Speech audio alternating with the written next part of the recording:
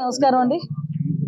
గత 3 రోజులుగా బాలికా సదన్‌లోని అమ్మాయిలు ఇబ్బంది పడుతున్నారు. వాళ్ళు బయటికి వెళ్ళిపోతామని చెప్పేసి కొంచెం గొడవ చేస్తున్నారని చెప్పి మీడియాలోని వాటిలోని కూడా ఆ రోజు నాకు డే ఫస్ట్‌ని కూడా తెలిసిన తర్వాత ఇమ్మీడియేట్‌గా ఆ రోజు నేను అదే రోజు కలెక్టర్ గారితోని అదేవిధంగా సిపి గారితోని కూడా మాట్లాడడం జరిగింది. కలెక్టర్ గారితో మాట్లాడిన తర్వాత ఇమ్మీడియేట్‌గా ఐసీడీఎస్ వాళ్ళని అదేవిధంగా సిడబ్ల్యూఎస్ వాళ్ళని ఇక్కడికి పంపించి ఇక్కడ పిల్లలతో కూడా మాట్లాడించడం, అదేవిధంగా వాళ్ళు ఏదైతే వాళ్ళు డిమాండ్స్ చేశారో కొన్ని డిమాండ్స్ ప్రకారంగా కొంతమందిని ఇక్కడ నుంచి వాళ్ళ హోమ్స్ పంపించడం, ఇవన్నీ కూడా రెగ్యులర్గా జరిగిన ప్రొసీజర్లో జరిగినాయి. అంటే డే ఫస్ట్ వాళ్ళు ఎప్పుడైతే యాజిటేషన్ చేశారో నా దృష్టి కూడా వచ్చిన వెంటనే ఇమీడియట్గా కలెక్టర్ గారితో మాట్లాడిన తర్వాత సిపి గారితో కూడా మేము మాట్లాడినప్పుడు సిపి గారు కూడా ఒక మాట చెప్పారు. అసలు లోపల వాళ్ళు ఏం జరుగుతుంది క్లియర్గా తెలుసుకోవటానికి ఒక ఉమెన్ పోలీస్ని అదేవిధంగా ఒక ఎంఆర్ఓ గారిని కూడా పంపించి లోపల ఇండివిజువల్గా ఒక్కొక్క పిల్లలతో కూడా మీరు మాట్లాడండి అని చెప్పిన తర్వాత ప్రత్యేకంగా వాళ్ళు కూడా లోపలికి వెళ్ళి ఎంఆర్ఓ గారు అదేవిధంగా లోకల్ పోలీస్ కూడా లోపలికి వెళ్ళి అందరితో కూడా క్లియర్గా మాట్లాడడం జరిగింది. అయితే కొంతమంది పిల్లలు ఇక్కడికి వచ్చిన పిల్లల్లో అరౌండ్ ఇక్కడికి 53 to 60 మెంబర్స్ ఉన్నారు. మొన్నటి వరకు ఒక 60 మంది పిల్లలు ఉండేవారు. ఇప్పుడు అరౌండ్ 4 బయటికి పంపించడం జరిగింది. వాళ్ళ హోమ్స్కి ఇంటికి పంపించడం జరిగింది. డిఫరెంట్ ఏరియాస్ నుంచి కూడా ఇక్కడికి వస్తారు. దగ్గర 13 జిల్లాల నుంచి ఇక్కడికి వచ్చే పరిస్థితి కూడా ఉంది. నేను చూశాను ఇందాక 2-3 మాట్లాడేటప్పుడు రాయ్పూర్ నుంచి ఒక అమ్మాయి ఉంది, జార్ఖండ్ నుంచి ఒక అమ్మాయి ఉంది. వీళ్ళు ఏం చేస్తుంటారంటే తల్లిదండ్రుల నుంచి తప్పిపోయో లేకపోతే తల్లిదండ్రుల మీద కోపంతోనో ఈ రైల్వే స్టేషన్లో ట్రైన్స్ ఎక్కేసి లేక బస్సులు ఎక్కేసి ఇలా వచ్చిన వాళ్ళందరూ కూడా ఈ ఉమెన్ అండ్ చైల్డ్ వెల్ఫేర్ వాళ్ళు వీళ్ళందరూ కూడా వీళ్ళ టీం రెస్క్యూ చేసి ఇక్కడికి తీసుకొచ్చి పెట్టే పరిస్థితి. కొంతమంది ఇక్కడికి వచ్చిన తర్వాత కూడా కొన్ని సందర్భాల్లో వాళ్ళ అడ్రస్లు కూడా వాళ్ళు ఎక్స్ప్లెయిన్ చేయలేరు, చెప్పలేరు. కొన్ని సందర్భాల్లో వాళ్ళ పేరెంట్ తాలూకా ఫోన్ నెంబర్స్ కూడా వాళ్ళు మర్చిపోతారు. కొంతమంది చిన్నపిల్లలు కూడా ఉన్నారు. సో ఇటువంటి సందర్భాల్లో వాళ్ళకి 18 years వచ్చినంత వరకు గవర్నమెంట్ వాళ్ళ సెక్యూరిటీలో పెట్టుకోవడానికి వాళ్ళ పరిధిలో పెట్టుకొని వాళ్ళకి ఇక్కడ కూర్చొని ఇక్కడ ఈజీగా ఏదో పెడుతున్నాము హాస్టల్ పెడుతున్నాము అన్నది కాకుండా నేను లోపలికి వెళ్ళిన తర్వాత చూసి వచ్చాను. కంటిన్యూగా వాళ్ళకి చదువుకునే ఉద్దేశం ఉంటే కనుక వాళ్ళకి కంటిన్యూగా 10th క్లాస్ కట్టించడం అన్నది ఓపెన్ స్కూల్స్ నుంచి అదేవిధంగా ఇంటర్మీడియట్ కట్టించడం అనేది కూడా జరుగుతుంది. అట్ ద సేమ్ టైం కొంతమందికి వాళ్ళ ఇంట్రెస్ట్ మీదుగా బ్యూటిషియన్ కోర్సెస్ నేర్పించడం, కుట్రులు అల్లికలు నేర్పించడం ఇవన్నీ కూడా జరుగుతున్నాయి. వీళ్ళకి రెగ్యులర్గా నేను లోపల పిల్లలతో కూడా మాట్లాడాను. రెగ్యులర్గా వాళ్ళకి క్యారమ్స్ ఆడించడానికని స్పోర్ట్స్ ఆడించడానికని కొంతమంది డిప్లాయ్ అవుతుంటారండి. మేము ఇక్కడ బాగానే ఉన్నాము, కాకపోతే కొంతమంది పిల్లలు వాళ్ళ ఇంట్లోకి వెళ్ళడానికి అని చెప్పేసి ఇబ్బంది పడి మొన్న కొంచెం ఇబ్బంది పెట్టారని కూడా చెప్పడం జరిగింది. అయితే ఇక్కడ గవర్నమెంట్ పరంగా మేము తీసుకోవాల్సిన చర్యల గురించి కూడా చర్చించినప్పుడు ఉన్న డిపార్ట్మెంట్ వాళ్ళతో డెఫినెట్గా ఇక్కడికి సైక్రాటిస్ట్ ఎవరైతే ఉన్నారో అంటే కొంతమంది పిల్లలు ఇక్కడ పోక్సో కేసులో కొంతమంది ఉంటారు. అంటే చిన్నప్పుడే లైంగిక దాడి అనేది జరిగితే వాళ్ళు మెంటల్గా కొంచెం డిస్టర్బ్ అవుతారు. ఎప్పుడైతే డిస్టర్బ్ అయ్యారో బయట చూసిన ప్రతి వాళ్ళని కూడా చూసి భయపడటం, అదేవిధంగా వాళ్ళు కొంచెం డిస్టర్బ్డ్గా బిహేవ్ చేయటం, దీంట్లోని వాళ్ళు డెఫినెట్గా డాక్టర్ పర్యవేక్షణలో వాళ్ళు కొంత మెడికేషన్ కూడా తీసుకోవాల్సిన అవసరం ఉంటుంది. సో ఇటువంటి సందర్భాల్లో వాళ్ళకి ఎక్స్ప్లెయిన్ చేసే పరిస్థితి కూడా లోపల దగ్గర 15 మంది స్టాఫ్ పనిచేస్తున్నారు. వీళ్ళందరూ కూడా సేమ్ అదే పనిలో వాళ్ళందరూ ఉంటున్నారు. సో నేను ఇందాకే మన కలెక్టర్ గారితో కూడా మాట్లాడడం జరిగింది. డెఫినెట్గా వీళ్ళని బయటకి తీసుకెళ్లకుండా ఏదో వాళ్ళని ఎక్కడికో తీసుకెళ్తున్నారు, మమ్మల్ని మెంటల్ హాస్పిటల్కి తీసుకెళ్తున్నారు అలాగే ఇలాగా అన్న ఫీలింగ్ లేకుండా, అంటే ఒక్కసారిగా వాళ్ళకి పేరెంట్స్ దగ్గర లేకపోయేసరికి అంతవరకు పేరెంట్ కంట్రోల్లో ఉన్న లేకపోతే ఎక్కడైనా వాళ్ళ ఇళ్లలో ఉండి ఒకేసారి ఇక్కడికి వచ్చేసరికి వాళ్ళు మెంటల్గా కొంచెం డిస్టర్బ్ అయ్యి వాళ్ళు సూసైడ్ అటెంప్ట్స్ చేయడం అన్నది లేకపోతే వాళ్ళు కోసేసుకోవడం అనేది రకరకాలు చేస్తుంటారు. సో వీళ్ళు కూడా భయపడి డాక్టర్ గారికి పంపిస్తే దాన్ని ఏదో పెద్ద భూతత్వంలో చూపించి ప్రతిపక్షాల వాళ్ళు కూడా వీళ్ళు మెంటల్ హాస్పిటల్ తీసుకెళ్తున్నారట, స్లీపింగ్ పిల్స్ వేస్తున్నారంట, ఇలాంటి మాటలన్నీ మాట్లాడారు. అమ్మ చిన్నపిల్లల మీద రాజకీయాలు చేయాల్సిన అవసరం లేదు. మన రాజకీయాలు చేసుకోవడానికి చాలా ప్లాట్ఫామ్స్ ఉన్నాయి. అక్కడ రాజకీయాలు చేసుకుంటాం, అక్కడ మాట్లాడేసుకుంటాం, లేదు అనుకుంటే తిట్టేసుకుంటాం. కానీ తల్లిదండ్రులకి ప్రేమకి కూడా దూరం అయ్యి సొసైటీలోని చిన్నప్పుడే ఒక లైంగిక దాడికి గురయ్యి సొసైటీ మీద ఎవరి మీద కూడా నమ్మకం లేక ప్రభుత్వ పర్యవేక్షణలో ఉన్న ఇలాంటి బాలికల మీద కూడా మనం రాజకీయం చేయడం అనేది మంచి పద్ధతి కాదు. సో నేను ఒకటే హెచ్చరిస్తున్నా, అటువంటి పరిస్థితి ఒకటి గవర్నమెంట్ పరంగా మేము వాళ్ళకి తీసుకోవాల్సిన అన్ని జాగ్రత్తలు తీసుకున్నాం. ఆఖరికి హైకోర్టు నుంచి కూడా జడ్జి గారిని కూడా ఒకరిని ఇక్కడ విజిట్ చేయమని కూడా వచ్చింది. వాళ్ళు కూడా వస్తారు, విజిట్ చేస్తారు. సో ఇక్కడ ప్రభుత్వ పర్యవేక్షణలో ఉన్న బాలికలు నిజంగా వాళ్ళ పేరెంట్స్ కనుక విల్లింగ్ అయ్యి వాళ్ళని తీసుకెళ్లేటట్టయితే ఇక్కడ నామ్స్ ఉంటాయి. సిడబ్ల్యూసీ వాళ్ళు అక్కడ చైర్మన్ విల్లింగ్ ఇవ్వాలి. ఇక్కడ చైర్మన్ అక్కడ చైర్మన్తో మాట్లాడితే వాళ్ళు విల్లింగ్ ఇవ్వాలి. కొన్ని కోర్టు కేసెస్ ఉంటాయి, కోర్టు ఆర్డర్ చేస్తుంది పలానా హోమ్లో పెట్టండి అని, అది కూడా కోర్టు తిరిగి ఆర్డర్ ఇస్తేనే ఇక్కడ నుంచి పంపించగలం. అలా సో ఇటువంటి సిచ్యువేషన్స్ లో వాళ్ళు అడిగిన వెంటనే మేము పంపించే పరిస్థితి ఉండదు. ఎందుకంటే బాలికల సంరక్షణ అనేది ప్రభుత్వ ధ్యేయం.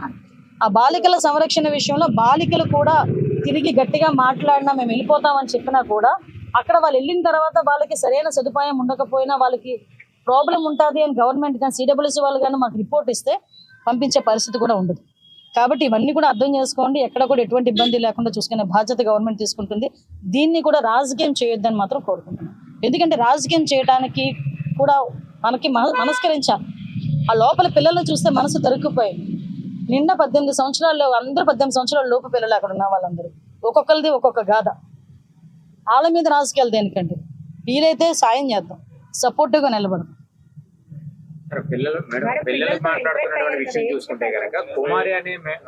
ఆవిడ ఆల్రెడీ విషయం తెలిసిందంటే ఆవిడ ఇక్కడ నుంచి పంపించడం కూడా జరిగింది. ఆవిడ ఇక్కడ అలాంటి వాళ్ళు ఎవరు లేరు. నేను మళ్ళీ వాళ్ళందరూ సపరేట్ గా లోపల స్టాఫ్ అందరినీ వేరేగా కూర్చోబెట్టి ఓన్లీ పిల్లలతో మాట్లాడాను. కాకపోతే ఆ విజువల్స్ అన్ని బయటకు రాకూడదు కాబట్టి మీకు ఇవ్వట్లేదు. వాళ్ళ పిల్లలు ఒకటేనండి. ఇప్పుడు పిల్లలు కొంతమంది చెప్పాను కదా, డిఫరెంట్ కేసెస్ లో వస్తారు. కొంతమంది పేరెంట్స్ సపోర్ట్ ఉండదు, కొంతమంది పేరెంట్స్ కావాలని అక్కడ అంటే బయటకు పెడితే వీళ్ళు ఏమైనా ఇబ్బంది పడతారేమో అని చెప్పి కొంతమంది పేరెంట్స్ దగ్గర నుండి వీళ్ళని హోమ్ లో జాయిన్ చేసే పరిస్థితి. కొన్ని కేసెస్ లో పోక్సో కేసెస్లు ఒక్కొక్కరిది ఒక్కొక్క బాధ. నిజంగా కడుపు తరుక్కుపోయిందండి. కొన్ని సందర్భాల్లో పేరెంట్స్ కూడా రెస్పాండ్ అవ్వట్లేదు. 13 జిల్లాలు ప్రస్తుతానికి నో ఇక్కడ చాలా పెద్ద బిల్డింగ్, లోపల పెద్దది, సఫిషియెంట్ గానే ఉన్నారు. అన్ని క్యాంప్స్ అన్ని ఉన్నాయి, కెమెరాస్ అన్ని ఉన్నాయి. ఎక్కడ కూడా ఎటువంటి ఇబ్బంది లేదు. గవర్నమెంట్ ఒకసారి అదే పరిస్థితి కావాలి ఆ పరిస్థితి రాకూడదు అనుకోవాలి. హోమ్స్ అన్న పెరగకూడదు అనుకోవాలి. మనం హోమ్స్ పరిగే పరిస్థితి వచ్చింది అనుకుంటే కనుక డెఫినెట్ గా లేదండి, చూసి వచ్చాను. అదే లేదండి, ఆల్రెడీ లోపల ఎప్పుడైతే వాళ్ళ పిల్లలు ఎలాగైతే గెంతు వచ్చారో అదంతా కూడా బ్రేక్ చేశారు. ఇప్పుడు పిల్లలకి అటువంటి ప్రాబ్లం లేదు. ఈ కెమెరాస్ కూడా కొంచెం ఫిట్టింగ్ కూడా మళ్ళీ రీఇన్స్టాల్ చేశారు. సో ఎక్కడ కూడా ఇబ్బంది లేదు. నెల్లూరు జిల్లా జైలు సూపరింటెండెంట్ రాజారావు అని ఎవరైతే సూపరింటెండెంట్ ఖైదీలకి బయట వసతులు కావాలంటే ఫోన్ పే ద్వారా తీసుకుంటారు. డెఫినెట్ గా అలాంటి పరిస్థితి ఉంటే మొన్న చూసారండి, వైజాగ్ లోని ఒక సూపరింటెండెంట్ ఎలా చేశారంటేనే ఇమీడియట్ గా మేము సస్పెండ్ చేసి ఇంట్లో కూర్చోండి. సో అటువంటి పరిస్థితులు. ఇప్పుడు విషయం ఏంటంటే వ్యవస్థ, నేను ప్రతిసారి చెప్పడం కాదు కానీ డిస్టర్బ్ అయిపోయింది మొత్తం వ్యవస్థ అంతా. దీన్ని స్టిమ్యులేట్ లో పెట్టడానికి కొంచెం టైం మాకు పడుతుంది. ఇలాంటి సిచ్యువేషన్స్ ఎక్కడైనా ఉన్నా కూడా ఇమీడియట్ గా మేము రెస్పాండ్ అవుతున్నాం, ఇమీడియట్ గా వాళ్ళ మీద చర్యలు తీసుకుంటున్నాం. అటువంటి ఫర్దర్ గా జరగకుండా కూడా మొత్తం నిఘా యంత్రాంగాన్ని మాత్రం మేము పెడుతున్నాం. సెక్యూరిటీ పరంగా కూడా అమ్మాయిలే పైకి జాబ్స్ ఇచ్చారు, బయట నుంచి కూడా లోపలికి వెళ్ళే అవకాశాలు ఉన్నాయి కదా, సెక్యూరిటీ ఎలా ఉంది లోపలంతా? నేను చూసి వచ్చానండి. ఫస్ట్ నేను లోపలికి వెళ్ళిన వెంటనే అడిగింది కెమెరాస్. ఇంకో బయట నుంచి కూడా అబ్బాయిలు ఎవరైనా అంటే యాక్చువల్ గా ఇది మా పోలీస్ పరిధిలో చంద్రాది యాక్చువల్ గా అటువంటి పరిస్థితి లేదు. ఒకవేళ అటువంటి పరిస్థితి ఉన్నా లేదు. ఎగ్జాక్ట్లీ నేను ఒకసారి డిపార్ట్మెంట్ వాళ్ళతో ఆ రోజు నేను సిపి గారితో మాట్లాడడానికి కూడా ఆవశ్యకత అందుకే వచ్చింది. అసలు సెక్యూరిటీ పరంగా చూడండి, ఉమెన్ కానిస్టేబుల్ ఎక్కడైనా మనం పెట్టాలా, అసలు పోలీస్ ప్రొటెక్షన్ ఏమైనా ఉందా లేదా. ఎప్పుడు కూడా నాకు తెలిసి ఐసీడబ్ల్యూ మీరు కూడా పోలీస్ ప్రొటెక్షన్ ఎప్పుడు ఈ డిపార్ట్మెంట్ వాళ్ళు అడగల, అవసరం ఉండదు మాక్సిమం. ఇన్ కేస్ అటువంటి పరిస్థితి వస్తే కనుక కంపల్సరీగా మేము పోలీస్ ప్రొటెక్షన్.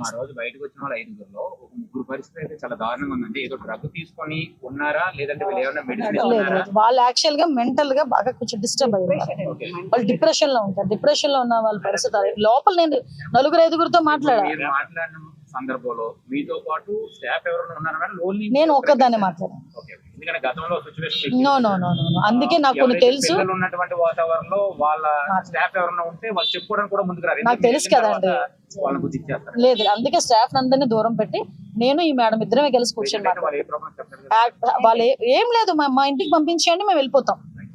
సో జనరల్ గా ఉన్న ఆలోచనే అది. వాళ్ళకి ఇంటికి పంపించేస్తే వెళ్ళిపోతామని.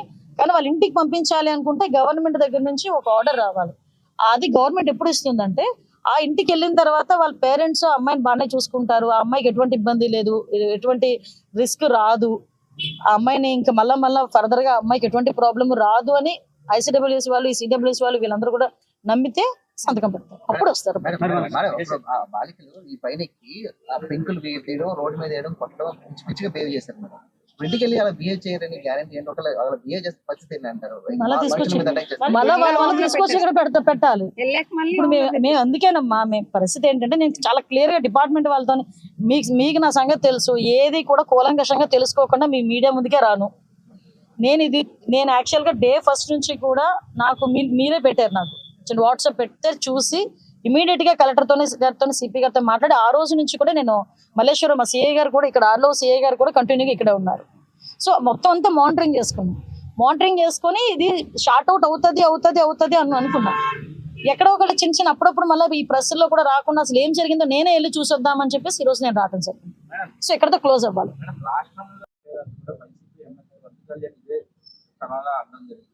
అంటే ఇన్ని రోజులు అవుతున్న home minister Andhra Pradesh home minister అంటే విషయం ఏంటంటే ఆంధ్రప్రదేశ్ హోమ్ మినిస్టర్ ఏ రోజు వైజాగ్ లోనే కూర్చోదు, లేకపోతే అక్కడే ఉండరు. ఆ రోజు నేను ఉన్న సందర్భం విజయవాడలో ఉన్నాను. విజయవాడ నుంచి ఇమీడియట్ గా నేను ఆవిడకన్నా ముందే నేను కలెక్టర్ గారితో మాట్లాడాలి. ఇక్కడ డిపార్ట్మెంట్ వాళ్ళని పంపించుకున్నాం. ఎవరో మాకు గుర్తు చేస్తే పనిచేసే పొజిషన్లో అయితే మేము లేవమ్మా. మా బాధ్యత మాకు తెలుసు. మా బాధ్యత ఎలా నిర్వర్తించాలో మా చంద్రబాబు నాయుడు గారు మాకు గైడ్ లైన్స్ ఇస్తున్నారు. As per that guide lines మేము పనిచేస్తున్నాము. ఎక్కడ కూడా ఇబ్బంది లేకుండా పనిచేస్తున్నాము. ఈ రోజు నాకు ఇక్కడికి రావడానికి నా బాధ్యతగా నేను ఇక్కడికి వచ్చాను. ఎస్పెషల్లీ ఒక 50-60 మంది ఆడపిల్లలు ఉన్నారు. వాళ్ళ బాధ్యతగా వాళ్ళు ఏం జరుగుతుందో తెలుసుకోవాలనే ఉద్దేశంతో వచ్చాను. ఇష్యూ షార్ట్ అవుట్ అయిపోయింది, అది మీకు తెలుసు. 5 అల్లరి చేశారు, ఒకరు కోర్టు కేసు, 4 ఇంటికి పంపించాం. చేతులు దులిపించుకోవచ్చు కదా, మేము చేతులు దులుపుకోలేదే. మళ్ళీ అసలు ఇక్కడ ఏం జరిగింది, ఏం జరగబోతుంది, మళ్ళీ ఫర్దర్ గా ఎటువంటి ప్రాబ్లం రాకుండా చూసుకోవాలని చూసుకున్నాం. నిజంగా రెడ్ బుక్ అని మాట్లాడుతున్నారు. మేము నిజంగా గనక రెడ్ బుక్ పరిస్థితే అంటే వాళ్ళు లాస్ట్ 5 సంవత్సరాలు చేసిన సిచ్యువేషన్ లోనే మేము చేయాలి అనుకుంటే కనుక ఈ రోజు రోడ్ల మీదకి వచ్చి 6 నెలలకే మాట్లాడతారు వాళ్ళు బయటకు వచ్చి. ఒకసారి మీరే ఆలోచించండి. అసలు యాక్చువల్ గా మేము బయటకు వచ్చినప్పుడు లాస్ట్ 5 years వాళ్ళు అధికారంలో ఉండేటప్పుడు పసుపు చొక్కా బయటకు వేసుకొస్తే కేసులు పెట్టారు, నా మీద అట్రాసిటీ కేసులు పెట్టారు. వీళ్ళు ఈ రోజు ఏమో లా అండ్ ఆర్డర్ల గురించి వీటి గురించి మాట్లాడుతున్నారు. ఈ రోజు మీకు ఇంకొక విషయం చెప్పాలి. ఇక్కడ బాధ్యత కలిగిన హోమ్ మినిస్టర్ నేను ఒక మాట చెప్పాలి. వీళ్ళ పరిస్థితి ఏమైపోయిందంటే వీళ్ళకి వైఎస్ఆర్ కాంగ్రెస్ పార్టీ అని ఒక ట్విట్టర్ అకౌంట్ ఉంది. అది జస్ట్ ఓపెన్ చేసి మీరైనా ఒకసారి ఓపెన్ చేసి చూడండి. అందులోని 80% ఆఫ్ పోస్టులు ఫేక్. రీసెంట్ గా నందిగాంలోనే ఒక యాక్సిడెంట్ లో ఒక అతను చనిపోతే ఏం రాశారో తెలుసా? టీడీపీ నేతలు హత్య చేశారని రాశారు. అంటే ఇటువంటి ఒక వైఎస్ఆర్సీపీ పార్టీకి సంబంధించిన అఫీషియల్ ట్విట్టర్ నుంచి నేను ఇమీడియట్ గా నేను అది ఫాలో అవుతాను. క్లియర్గా చెప్తాను, నేను అది ఫాలో అవుతాను. ఎందుకంటే నన్ను ట్యాగ్ చేస్తారు వాళ్ళు. నేను చూసినప్పుడు నేను ప్రతిదీ నేను అడుగుతా, ఏంటి నిజమైనా కాదా. 80% తప్పులు. అంటే వీళ్ళు ఏంటంటే లాస్ట్ 5 సంవత్సరాలు అదే అబద్ధాలతో గడిపేశారు. ఇప్పుడు కూడా అదే పొజిషన్, వాళ్ళకి 11 seats వచ్చిన పొజిషన్ లో కూడా ఈ రోజుకి కూడా ప్రతి చిన్న విషయాన్ని కూడా రాజకీయ కోణంలో ఆలోచించి దాన్ని భూతత్వంలో చూపించి చాలా పెద్దదిగా క్రియేట్ చేసి జనాలు మభ్య పెట్టాలని చూస్తున్నారు. దయచేసి ప్రజలు కూడా అవగాహన ఉంది, ప్రజలు కూడా చదువుకున్నారు, సోషల్ మీడియాలో కూడా చాలా యాక్టివ్గా ఉన్నారు అందరూ కూడా. సో ప్రతి ఒక్కటి కూడా ప్రజలకు చెప్పాల్సిన బాధ్యత ఉంది కాబట్టి మేము చెప్తున్నాం. మేడం, సెంట్రల్ జైలుకి సంబంధించి కేసులు నడుస్తుంది, అది అయ్యిందా? ఎక్కడి వరకు దానికి కేసు నడుస్తుందండి. ఎంక్వైరీ రిపోర్ట్ ఇస్తారు. ఆల్రెడీ మేము సస్పెండ్ చేసాం. ఇంకా లోపలికి ఎంక్వైరీ జరుగుతుంది. సిపి గారికి కూడా మనం కూడా చెప్పాను, ఒక రోజు వెళ్ళి ఒకసారి మొత్తం చెక్ చేయండి అని చెప్పాం. ఇది ఒకటే కాదండి, ఆల్ సెంట్రల్ జైల్స్ అన్ని కూడా ప్రక్షాళన చేస్తాం.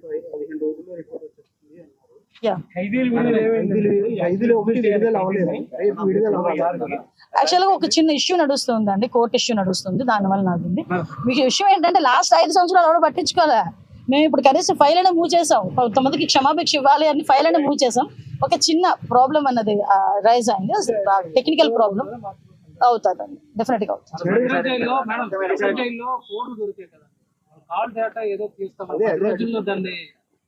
కొన్ని మాకు కూడా కొన్ని కాదండి, కొన్ని మాకు కూడా ప్రైవసీ యాంగిల్స్ ఉంటాయి. కొన్ని అన్ని కూడా ఓపెన్ గా ప్రెస్ ముందు చెప్పలేం కదా. ప్రెస్ ముందు చెప్పే రోజు వచ్చినప్పుడు డెఫినెట్ గా మాట్లాడతాం. డిపార్ట్మెంట్ కాదు, అన్ని all departments, especially all departments. Wait అది అతను అడిగారు ఏదో క్వశ్చన్, అది సమాధానం చెప్పలేండి. మీరు ఒకరికే సమాధానం చెప్పాలంటే మన ఇద్దరం తర్వాత మనం అడుగుతాం. మీరు అడిగారు యాక్చువల్ గా ఆ కాల్ రికార్డ్స్ ఎక్కడి నుంచి వచ్చినాయి, ఏ ఫోన్ నుంచి వచ్చినాయి, ఇవన్నీ కూడా డేటా కలెక్ట్ చేస్తున్నారు. ఇవన్నీ కూడా కూలంకషంగా ఒక మాకు అన్ని నిర్ధారణ అయిన తర్వాత అప్పుడు డిపార్ట్మెంట్ వాళ్ళు వచ్చి కూర్చొని మాట్లాడతారు.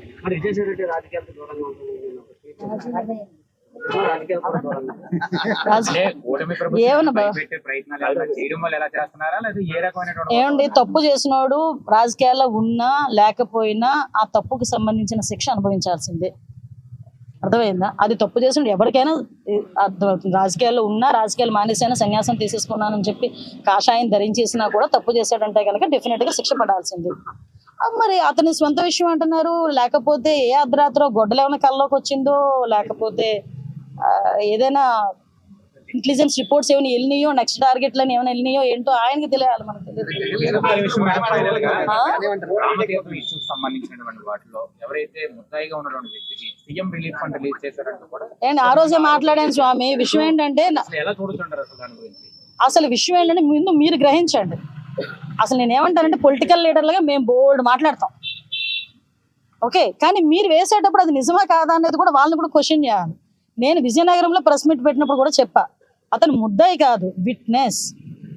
అతని విట్నెస్ నా దగ్గర రిపోర్ట్ కూడా ఉంది. ఆ విట్నెస్ కూడా ఎవరంటే, ఆయన ఆ చెరువులోని ఏదైతే నీళ్లు తోయడానికి వచ్చిన ఇంజిన్ ప్రొవైడ్ చేసిన వాడు, అట్ ద సేమ్ టైం ఆయన ఒక ఆటో డ్రైవర్, ఆయన ఒక విట్నెస్. ఆయన అది ఎలా మొత్తం నీళ్ళంతా తీసేసిన తర్వాత నీళ్లు తోడినందుకు గాను గవర్నమెంట్ వాళ్ళు, పోలీస్ డిపార్ట్మెంట్ వాళ్ళు అతనికి 1000 రూపాయల బజానా కూడా ఇచ్చారు. అదంతా కూడా విట్నెస్ కూడా ఇచ్చారు. అది Chandaka Suribabu, I think so. నా దగ్గర ఆర్డర్ కాపీ, విట్నెస్ ఏం మాట్లాడాడో కూడా ఉంది, మీకు పంపించమంటే పంపిస్తాను. అంటే ఇన్ని సంవత్సరాలు రాజకీయం చేసి, మంత్రులు చేసి, పార్టీ అధ్యక్షులు చేసిన ఆయనకి కూడా ఒక ముద్దాయికి, విట్నెస్ కి, అది సాక్షికి తేడా లేకపోవడం అన్నది, తేడా తెలియకపోవడం అనేది దౌర్భాగ్యం. పోనీ నేను అంటాను, విట్నెస్ ముద్దాయో అతనికి ఏదో చనిపోయే పరిస్థితుల్లోకి వచ్చేసాడు, అటువంటి సమయంలో సీఎం రిలీఫ్ ఫండ్ నుంచి ఒక 5 లక్షలు ఇచ్చాం, తప్పేంటి? హ్యుమానిటీ బేసిస్ మీద ఆలోచించవచ్చు కదా. నీ లక్షల కోట్లు దోచేసుకున్న వాడినేమో కూర్చోబెట్టుకుని సీఎం చేసుకుని లాస్ట్ 5 సంవత్సరాలు రాష్ట్రాన్ని మొత్తం దోచేసి పడేశారు. ఈ రోజేమో ఒక పాపం లాస్ట్ మినిట్ లో ఉండే అనారోగ్యంతో ఉన్నవాడు సీఎం రిలీఫ్ ఫండ్ పెట్టుకుంటే 5 లక్షలు ఇచ్చుకుంటే అదేదో పెద్ద నేరం కింద, భూతం కింద, పెద్ద భూతద్దంలో చూపిస్తున్నారు. ఏంటది? ఆ హ్యుమానిటీ యాంగిల్ ఎందుకు పోతుంది? నిన్న కూడా అంటే వాళ్ళు బురద ఎలా జల్లుతారంటే, నిన్న దావోస్ నుంచి చంద్రబాబు నాయుడు గారు, లోకేష్ గారు వస్తే ఇక్కడ నుంచి తెగ బయటకు వచ్చి మాట్లాడుతున్నారు. అదే దావోస్ 4 సార్లు అక్కడ సబ్మిట్ జరిగితే, ఒకసారి వెళ్ళి తర్వాత నుంచి ఆ ఒక్కసారి వెళ్ళిన రోజు కూడా తిన్నాల్లో తప్పిపోయిన కుర్రోడ్లాగేమో బిత్రచూపులు చూసుకొని ఏం మాట్లాడాలో తెలియక ఇట్స్ వెరీ లెంతీ క్వశ్చన్ అని చెప్పి మాట్లాడి బయటకు వచ్చేసారు. మళ్ళీ ఎందుకు వెళ్ళలేదయ్యా అని అడిగితే, అబ్బోబ్బో చలి -5 డిగ్రీలు, స్నానం చేయలేము, మా గడ్డకట్టేసింది, మా సెక్రటరీ పడిపోయాడని చెప్పి కబుర్లు ఆడారు. మరి ఇంకేం చేసావయ్యా అంటే గుడ్ అంటాడు. వీళ్ళు కూడా బయటకు వచ్చి చంద్రబాబు నాయుడు గారి గురించి, అరే అక్కడికి వెళ్ళిన తర్వాత చంద్రబాబు నాయుడు గారు, లోకేష్ గారు నిజంగా 3 రోజుల పాటు మనకు ఉన్న భౌగోళిక అంశాలు ఎలా ఉన్నాయి, మన కోస్టల్ ఏరియా ఎంత ఉంది, ఏ పెట్టుబడులు పెడితే ఇక్కడ వాళ్ళకి లాభాలు చేకూరుతాయి, వాళ్ళకి ఎటువంటి ఫెసిలిటీస్ కావాలని ఇస్తామని బిల్ గేట్స్ లాంటి వ్యక్తే ఆ రోజు చంద్రబాబు నాయుడు గారితో కలిసి కూర్చొని మాట్లాడుకొని ఆయన విడుదల చేయబోయే పుస్తకాన్ని చంద్రబాబు నాయుడు గారికి బహుకరిస్తే దేశం అంతా గర్వించదగ్గ సిచ్యువేషన్ ని వీళ్ళేమీ ఈ రకంగా మాట్లాడుతున్నారు. అది వీళ్ళ పరిస్థితులు. Thank you. చాలా మరి 24 గంటలు కూర్చోబెడతాం. ఆయన భయపడి విజయసాయి వెళ్ళిపోయారు అనుకోవచ్చా? ఆయన అడగండి.